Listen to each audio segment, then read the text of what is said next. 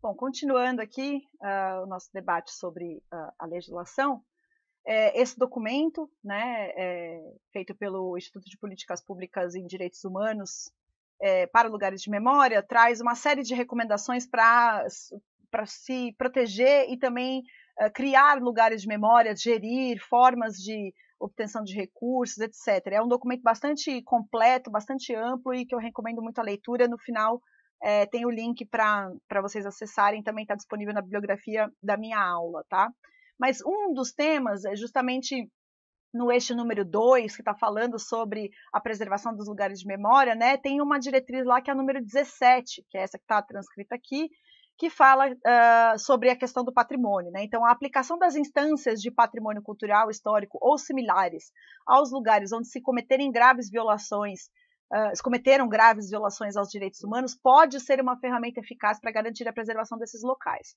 Para esse fim, é recomendável revisar e, em seu caso, adequar a normativa geral vigente sobre essas figuras aos presentes princípios. Ou seja, o que estava se recomendando aqui em 2012 é, se o seu estado, né, no caso o país, não possui ainda uma legislação sobre patrimônio, é importante que vocês desenvolvam essa legislação baseado também nesses princípios. E se já tem, verifiquem se essa legislação se adequa às necessidades dos lugares de memória, que são bastante diferentes e específicas. Elas não são iguais a outros lugares de memória tradicionais, vamos dizer assim, né? Esses lugares especificamente podem ser, inclusive, utilizados como lugares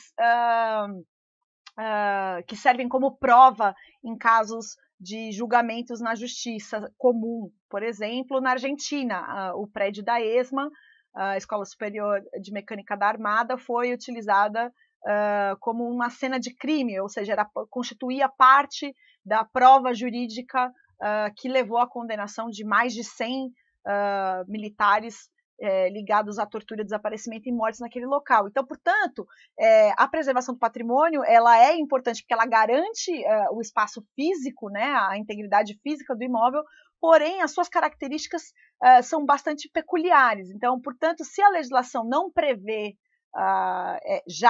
não contempla, né, essas características muito particulares desses lugares, é importante que os estados a partir desses princípios fundamentais, revisem a sua legislação ou a sua prática, que é, na verdade, o que acabou acontecendo, porque a nossa legislação, pelo menos aqui em âmbito nacional e no estado de São Paulo, que é a realidade que eu conheço com mais na intimidade, a legislação ela é ampla o suficiente para a gente poder trabalhar com as técnicas, na verdade, que vão levar à preservação de determinada forma desses espaços. Portanto, não foi algo que precisamos atualizar com tanta urgência aqui no Brasil. E aí vamos entrar diretamente na questão do tombamento de lugares de memória difícil. Afinal, quais os lugares, né, que nós temos aqui preservados no Brasil, né? Isso aqui não pretende ser um inventário, né? Existe um inventário muito bem feito e muito mais aprofundado, feito pelo Memorial da Resistência de São Paulo, dentro de um dos seus eixos de ação, chamado Lugares de Memória, que justamente pretende levantar e inventariar cada um dos espaços, né? O inventário, é claro, ele é um instrumento também de preservação do patrimônio, mas ele não é só um levantamento de uma listagem em que você apenas aponta o lugar e o endereço e alguma coisa nesse sentido. O inventário ele é algo bastante aprofundado. O que o Memorial da Resistência conseguiu fazer com muita competência até agora foi justamente o levantamento. Eles têm uma listagem de todos esses imóveis, mas não pode se configurar ainda como um inventário, porque ele não tem mais informações sobre cada um desses lugares. Então, é necessário que tenha registro fotográfico, registro audiovisual, pesquisa bibliográfica, cartográfica, e isso o Memorial ainda não conseguiu fazer, mas eu sei que está dentro do plano de trabalho deles, do Memorial da Resistência, desenvolver com mais aprofundamento esse inventário. Mas o que eu vou tratar aqui agora é apenas alguns lugares que eu acho que podem servir para a gente entender porque servem como uma amostragem de como funciona no país como um todo. Então vamos lá, a partir dessa leitura desses lugares foram inventariados pelo Memorial da Resistência e também da minha prática profissional, o que eu consigo identificar é que existe a prevalência de tombamentos municipais e estaduais, ou seja, os órgãos municipais e estaduais é quem tem mais facilidade de reconhecer esses espaços. O IPHAN, por sua vez, que é o órgão nacional, ele faz análise muito a partir dos seus próprios inventários, não significa que ele não esteja estudando, né? É o caso do DOI-CODE do Rio, por exemplo, que eu vou tratar um pouquinho mais adiante, mas ele tem por hábito fazer inventários e a partir desses inventários definir o que vai ser tombado ou não, e eu não tenho conhecimento até o momento de que haja um inventário sobre lugares de memória em andamento no IPHAN, né? Portanto, o IPHAN tem progredido bastante, né? Tem se atualizado imensamente, mas ainda trabalha com a ideia do tombamento muito relacionada à lógica da valorização do monumento isolado e de grande expressividade para o país e não necessariamente para algum tipo de memória, enfim, o trabalho do IFAM é um pouco diferente, não significa que seja ruim, não é isso, mas é que a atuação deles no campo de lugares de memória ainda é um pouco mais restrita do que acontece nos estados e nos municípios, né? Então, é importante a gente pensar aqui, afinal, né? Mas para que a gente preserva, para que a gente tomba, né?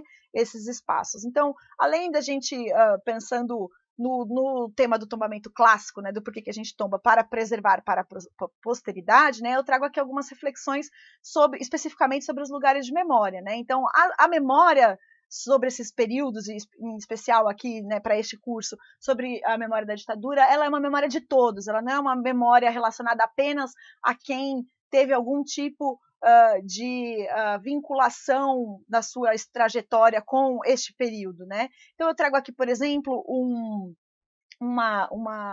relato de um ex-preso político que falou sobre o tombamento do DOPS de Pernambuco, do Recife, né? E aí ele está contando como foi a experiência dele como ex-preso naquele momento, né? Então, abre aspas aqui a frase dele, foi uma postura democrática de Carlos Wilson, na época, o chefe do executivo lá, né? A parte de trás do DOPS, ou seja, a parte interna, né, foi derrubada e a frente preservada por ser tombada. Eu e outros presos políticos demos algumas machadadas para enterrar aquilo ali, afirmou esse ex-preso político. Então, a gente tem algumas questões aqui, né? Primeiro é que se tem uma preservação de fachadismo, né? O conjunto da área central ali do Recife, ele é tombado como um conjunto, então os imóveis não são tombados individualmente. O prédio DOPS, ele é um desses edifícios, então ele não foi tombado porque era o prédio DOPS, ele foi tombado porque ele faz parte de um conjunto de edifícios que compõem a área histórica, o centro, o conjunto urbano histórico ali do centro da cidade do Recife, né? Então, por isso que ele fala que essa frente foi preservada porque estava tombada. É o que a gente chama de fachadismo, você tomba somente a fachada. Não que haja exatamente um problema nesse tombamento, mas para o caso específico do DOPS existe um problema, né? Então, embora o ex-preso afirme que para ele tem até tido um sentido catártico de ele mesmo dar marretadas ou machadadas para derrubar essas paredes e apagar essa história, enterrar, como ele diz, né?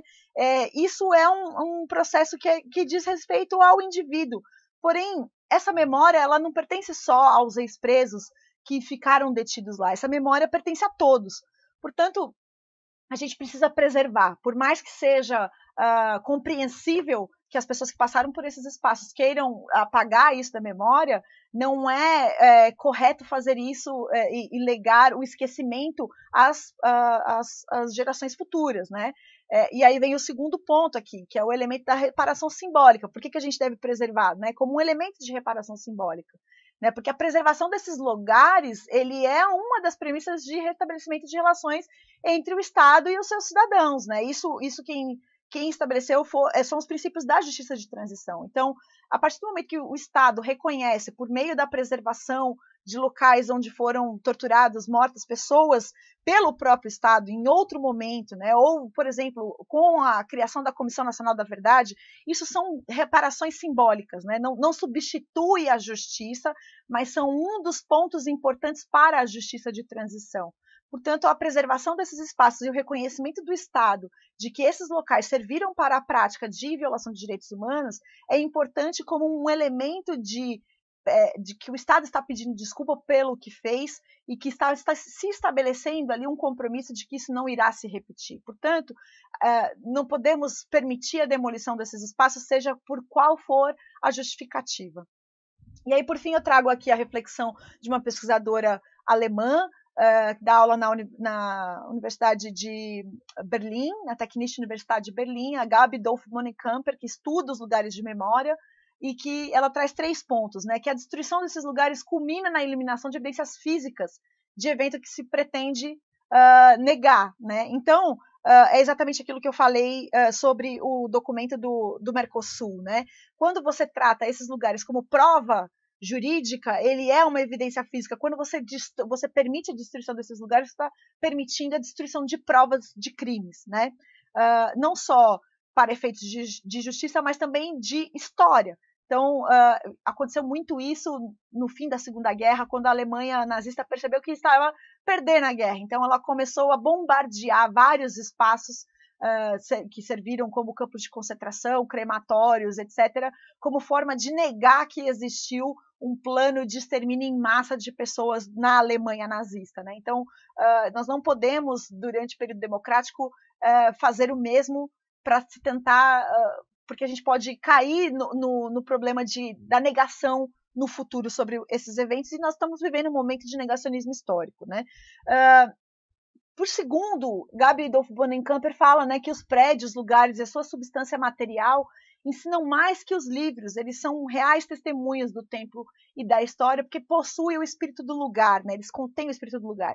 O espírito do lugar é um conceito que foi trazido a partir da Declaração de Quebec, também foi um encontro internacional de museus, lá do Conselho Internacional de Museus, em 1984, que descreve esse espírito do lugar, ou seja, uma coisa é você ler, né, sobre determinado lugar, outra coisa é você vivenciar o espaço físico, você poder criar suas próprias interpretações, que é o terceiro ponto dela, né, que é o prédio permite a interpretação individual e particular, possibilitando novas leituras sobre os eventos que ali transcorreram.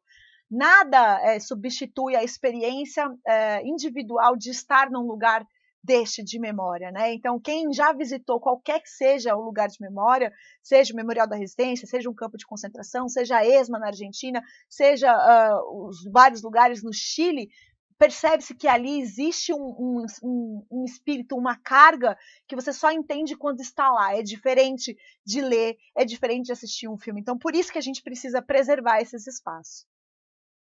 Bom, e aí agora eu vou tratar aqui sobre os usos dos locais de repressão na atualidade, né, aqui no Brasil. Então eu dividi aqui em algumas categorias, né? Então eu vou começar aqui pela categoria de em uso por órgãos de segurança, só para a gente ter uma ideia de como esse passado ainda precisa ser bastante debatido, né? Então, em uso por órgãos de segurança, tem aqueles que estão tombados ou em estudo de tombamento, e tem aqueles que não são tombados. Então eu vou começar aqui pelos que estão tombados ou em estudo de tombamento. Então, temos aqui em estudo o DOI-CODE do Rio de Janeiro, pelo IPHAN. Temos o quartel de Quitaúna em Osasco, também está em estudo pelo CONDEFAT.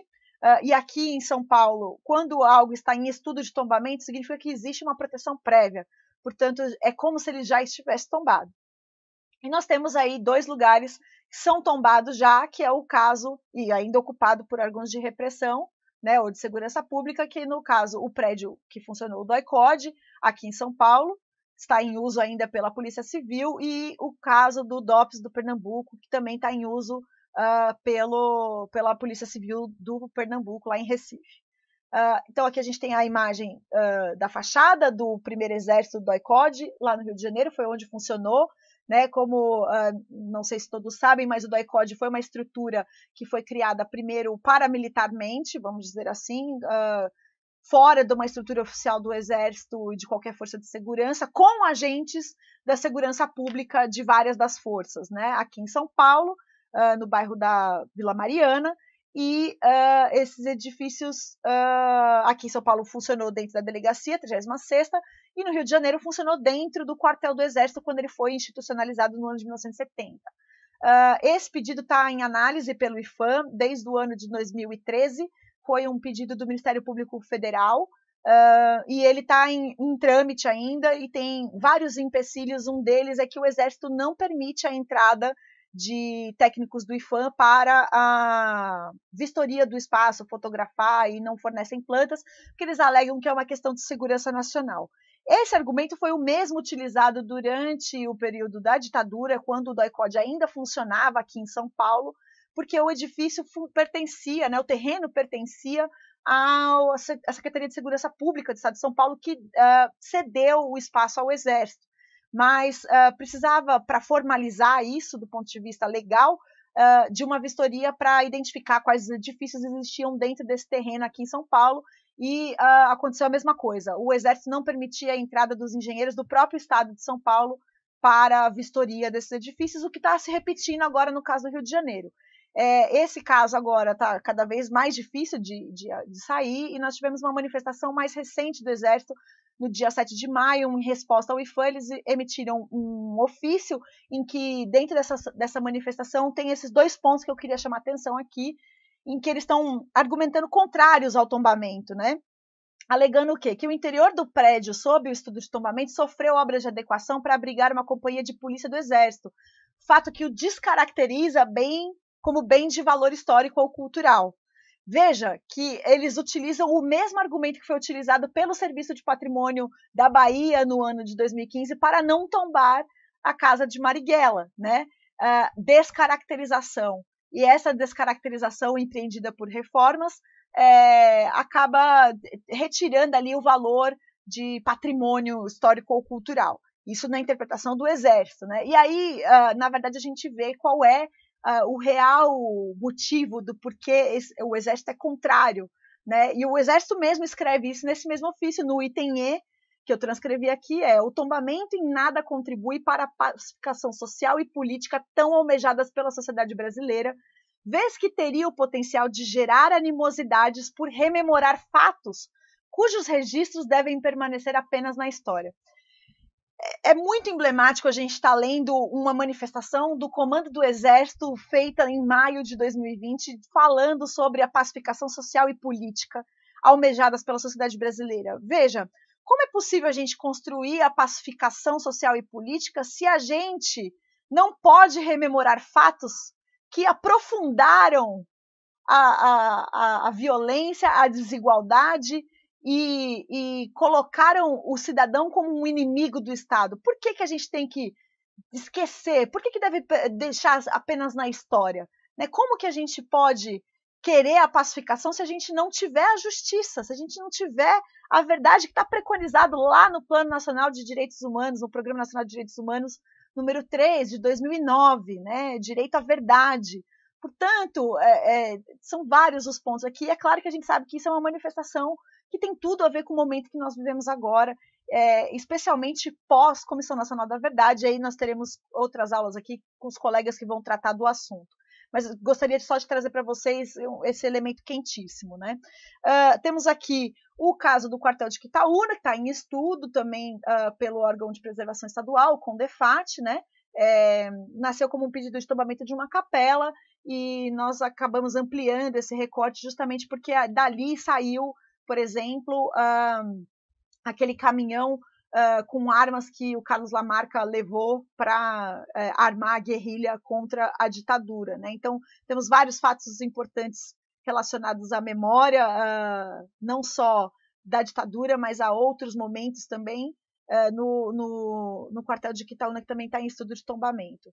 Temos aqui o DOI-CODE de São Paulo, como eu disse, tombado, né, desde 2014. Essa é a fachada que está voltada para a Rua Tutóia, no bairro da Vila Mariana, e vocês estão vendo em primeiro plano aqui a delegacia, a 36ª Delegacia. Os edifícios, esse edifício também foi utilizado, metade dele foi utilizado pelo DOI-CODE, mas o edifício que serviu à tortura mesmo e aos interrogatórios com mais expressividade foi esse edifício aqui do lado esquerdo, com 2 pavimentos que vocês veem aqui na imagem, feita essa imagem de 2013. E esse sobradinho de janelas de madeira ao lado direito daqui da tela, onde relata-se que o Ustra, Carlos Alberto Brilhante Ustra, que foi comandante desse DOI-CODE, ficava muitas vezes com a sua família, inclusive suas filhas crianças, que eram levadas para esse espaço. Vou falar mais um pouco adiante. Aqui o DOPS do Recife, como eu disse para vocês, tombado dentro de um conjunto, né? Que também serve ainda a polícia lá em Recife, também tombado apenas a sua fachada. Temos aqueles que não são tombados, como, por exemplo, o caso do DOPS do Rio, que continua em utilização pela Polícia Civil do Rio Grande do Sul, lá em Porto Alegre. É uma região bastante nobre, como vocês podem perceber. Esses edifícios demonstram que a gente não estava tratando aqui de porões, né? A gente fala dos porões da ditadura, mas esses edifícios, na verdade, mostram que são lugares muito longe de porões, né? Esses edifícios eram muito bem localizados em áreas bastante movimentadas da cidade, portanto, não tinha ali qualquer tipo de porão, né? Era tudo muito às claras, a repressão, a tortura, os desaparecimentos. E aí nós temos aqui a classificação dos tombados que estão desocupados, que é o caso do DOPS de Minas Gerais e do DOPS do Rio de Janeiro, né? O DOPS de Minas foi tombado em 2013 pelo órgão estadual. Na época estava ocupado pela polícia, hoje ele está desativado e passou por um projeto para ocupação que não foi adiante, e hoje a Secretaria de Direitos Humanos também está buscando formas de ocupar esse espaço, mas tem a questão sempre presente nos casos de órgãos de patrimônio, que é os recursos para fazer isso acontecer. Então, nós aqui da Unidade de Preservação do Patrimônio Histórico estamos em contato direto com o pessoal lá da Secretaria de Direitos Humanos de Belo Horizonte, de Minas, justamente para a gente trocar ideias e experiências para viabilizar a instalação de um equipamento de memória lá que já está definido, né? É um edifício que é bastante fácil, vamos dizer assim, de tombar, porque ele tem essa característica modernista bastante presente, o que é muito agradável a quem acha que o patrimônio se restringe à importância arquitetônica, mas a importância dele vai muito além da sua característica física e tem muito mais a ver com a história da institucionalização da repressão no Estado, né? E aqui o DOPS do Rio, que é um grande caso problemático, foi tombado em 86 ainda, por conta das suas características arquitetônicas, principalmente. Inicialmente se previu ali a instalação do Museu da Polícia, e grupos que reivindicam, principalmente o Grupo Tortura Nunca Mais, e também a partir da Comissão Estadual da Verdade, reivindicam a utilização integral do edifício como um lugar de memória para rememorar a ditadura e todos os crimes cometidos pelas polícias durante esse período. O edifício está fechado, está abandonado, com grande risco de desaparecimento, inclusive por mau estado de conservação por parte da polícia e do Estado do Rio de Janeiro. E aí nós temos aqui casos de edifícios demolidos, né? Tanto tombados quanto não tombados. Então é o caso do Presídio Tiradentes, que é um caso tombado, que foi demolido, e os não tombados, que é o caso, eu trago aqui dois casos, que é o Presídio de Ilha Grande, no Rio de Janeiro, e o Complexo Penitenciário do Carandiru. Né? Então aqui eu tenho uma imagem do edifício que foi o Presídio Tiradentes, né? Construído ali em meados do século XIX, serviu principalmente para abrigar negros escravizados, também serviu como um mercado de escravos, e no ano de 1972 ele foi demolido para a construção da estação do metrô, e só sobrou o portal, que é este aqui, que foi tombado pelo Condefat como um lugar de memória no ano de 1985. Só restou este portal, então ele está tombado, né? No caso, o Presídio de Ilha Grande, que foi construído ainda durante o Estado Novo, tivemos várias personalidades que foram presas lá pelo Estado Novo, depois foi utilizado também pela ditadura, foi utilizado até o ano de 1900, até a década de 80, não me lembro exatamente qual o ano, mas foi decidido que ele seria desativado e implodido por conta das fugas e também por conta do alto custo de manutenção do local. Ele está totalmente demolido, sobrou somente essa fachada com esses blocos na frente, onde está instalado um museu que conta a história do presídio de Ilha Grande, mas ele não é tombado. Vale muito a pena conhecer, é um museu bastante interessante e eu recomendo muito que vocês conheçam quando forem a Ilha Grande. E no caso aqui o presídio de Fernando de Noronha, que é um presídio colonial, né, que não está tombado, mas também está em estado de abandono e bastante deteriorado, também serviu durante a ditadura como presídio político. No caso do Complexo Carandiru, foi demolido no ano de 2006, teve um pedido de tombamento que foi convenientemente esquecido, quando ele foi instruído já estava tudo demolido, sobraram somente esses 2 pavilhões que estão em pé, que hoje dão lugar à Escola Técnica Estadual do Parque da Juventude, e todo o restante foi convertido em Parque da Juventude e uma biblioteca no seu lugar. Há muito pouco de memória nesse espaço, sobrou apenas uma muralha nos seus limites, mas quase não tem nenhuma remissão ao que foi o complexo que começou a ser construído principalmente para desafogar o presídio de Tiradentes, também demolido em 72. Ele começou a ser construído na década de 50, principalmente. E aí temos aqueles tombados e convertidos em equipamento cultural, que é a Penitenciária do Estado no Pernambuco, lá em Recife, e o DEOPS aqui de São Paulo.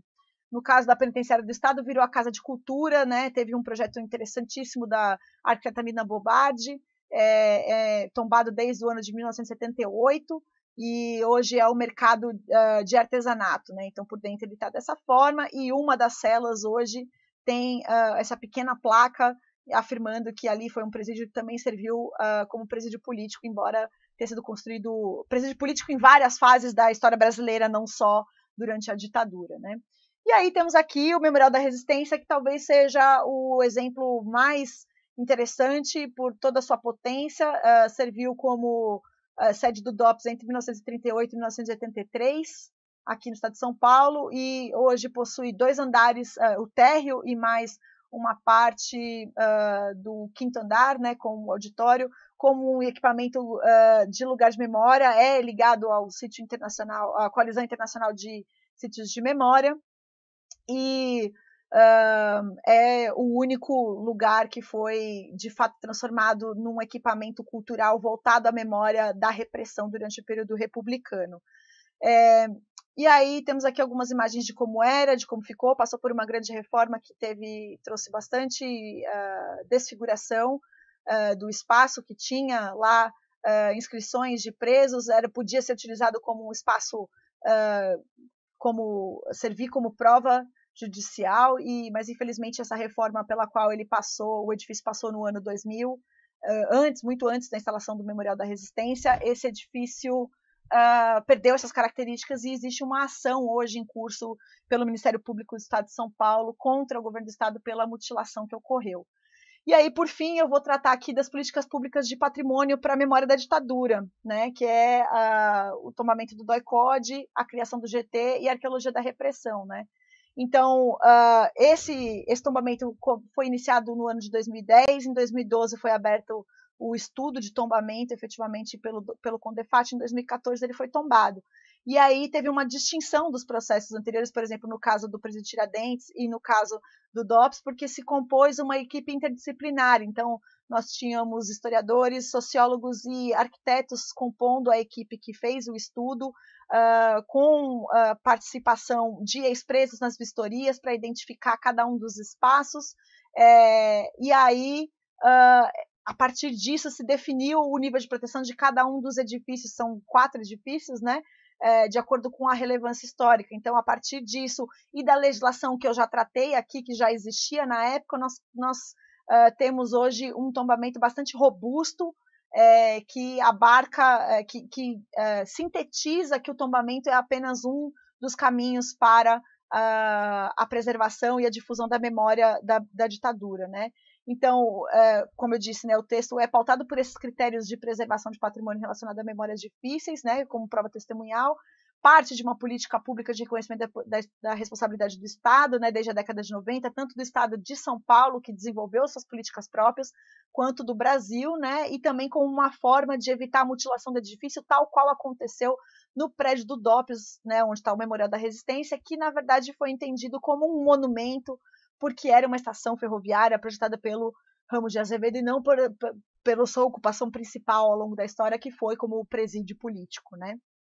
E nós hoje entendemos que esse é um tombamento que deve ser difundido, portanto, nós da UPPH realizamos visitas com escolas, universidades e demais interessados, nós fazemos visitas regulares para identificar o estado de conservação, né? Então, em junho de 2016, por exemplo, nós identificamos que tinha um problema gravíssimo de infiltração no edifício, que estava causando sérios danos, e a Secretaria de Segurança Pública corrigiu esse problema, não existe mais problema de infiltração, porém o edifício continua sem uso e por isso o Ministério Público do Estado de São Paulo convocou ao PPH para apresentar soluções de utilização desse espaço antes mesmo da conversão num espaço de memória tal qual o Memorial da Resistência, né? Então, a partir dessa provocação do Ministério Público do Estado de São Paulo, nós constituímos o GT DOI-CODE, né, que é formado aqui tem uma imagem dos alunos do Lourenço Castanho, que fizeram uma visita conosco no ano de 2017, mas já fizemos várias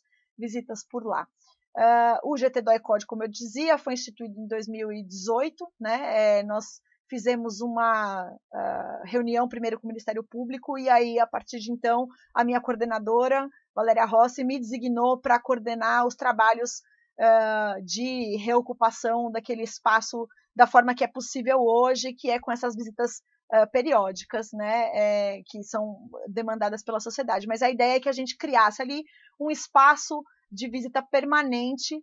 Então, a gente teve uma primeira conversa com a equipe do Memorial da Resistência para estabelecer essa parceria, um trabalho conjunto, né? E aí, depois, com a Unidade de Preservação do Patrimônio Museológico, para a gente alinhavar ali quais são as melhores estratégias para transformar aquele num espaço de memória musealizado, né? E aí, então, em abril de 2018, nós entramos em contato com outras instituições, como o Núcleo Memória, o Instituto de Estudos da Violência de Estado, o Laboratório de Arqueologia Pública da Unicamp, para ali, juntos, fazer um plano de intenções de trabalho que foi levado até o secretário de Cultura, José Luiz Pena, solicitando à Secretaria de Segurança Pública a transferência do imóvel da Secretaria de Segurança Pública para a Secretaria da Cultura planejar ali a instalação de um memorial permanente naquele espaço.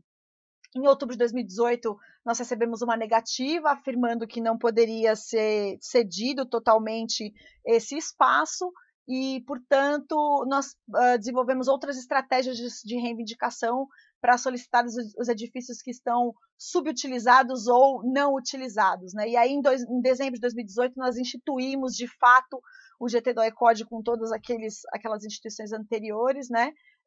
Mais o Instituto Vladimir Herzog solicitando a cessão do prédio 2A e 2B, que foram aqueles dois que eu mostrei a imagem para vocês, mais o edifício que tem entrada pela Rua Tomás de Carvalhal. E em março de 2019, nós tivemos aí a ideia de solicitar o financiamento de pesquisa e a constituição de memorial, né?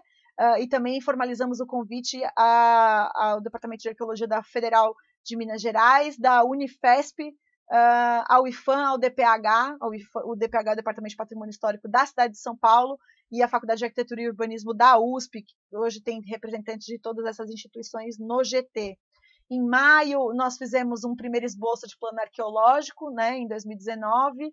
Em junho, foi apresentado esse plano de pesquisa arqueológica com previsão de custos. E em novembro, nós tivemos aí a abertura do processo na Secretaria da Cultura, solicitando a transferência do prédio para fazer essa formalizar, né, por meio da Secretaria e não só por meio de um ofício, mas por meio de um processo administrativo, solicitando novamente à Secretaria de Segurança Pública a transferência desses imóveis. E, por fim, aqui em 2020, nosso trabalho está um pouco prejudicado por conta da pandemia, mas continuamos aí, conseguimos a inscrição do local como um sítio arqueológico pelo IFAM, né? Ele é um território arqueológico, portanto, e já foi submetido à FAPESP, o projeto arqueológico para financiamento com recursos da linha de políticas públicas, né? Que a gente espera que saia para a gente poder desenvolver o nosso trabalho de arqueologia pública com prospecção estratigráfica, ou seja, nas paredes do edifício. Então, a gente vai descascar as paredes, pisos, para identificar se existem alguma prova, alguma evidência da ocupação daquele espaço, e também a abertura de algumas janelas arqueológicas no pátio de estacionamento para identificação histórica do próprio terreno, não só do período em que serviu como DOI-CODE, né?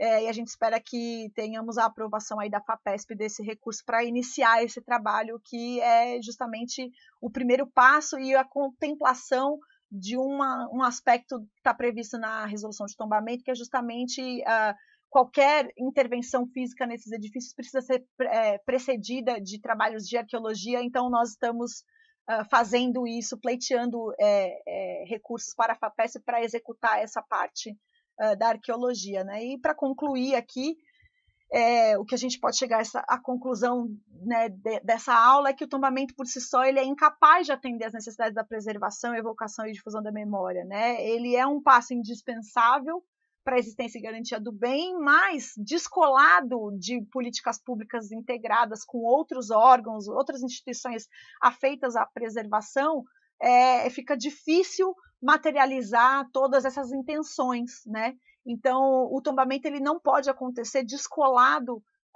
dos anseios da sociedade, mas tampouco das outras instituições parceiras, universidades, organizações da sociedade civil, moradores de bairro, enfim.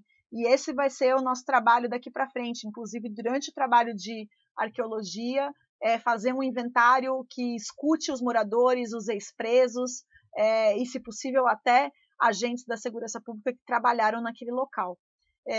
Eu agradeço muito, espero que a aula tenha sido ilustrativa, tenha contribuído para aumentar o conhecimento de todos e estou à disposição para responder as dúvidas. Tenho aqui algumas referências e qualquer dúvida vocês podem entrar em contato pela página aí do YouTube ou na nossa aula no dia 20 de junho. E eu também estou à disposição fora aqui desse espaço dentro do curso do Núcleo Memória. Eu agradeço bastante e espero que a gente debata bastante o tema, porque é um tema importantíssimo e cada vez mais necessário. Então, muito obrigada e até mais.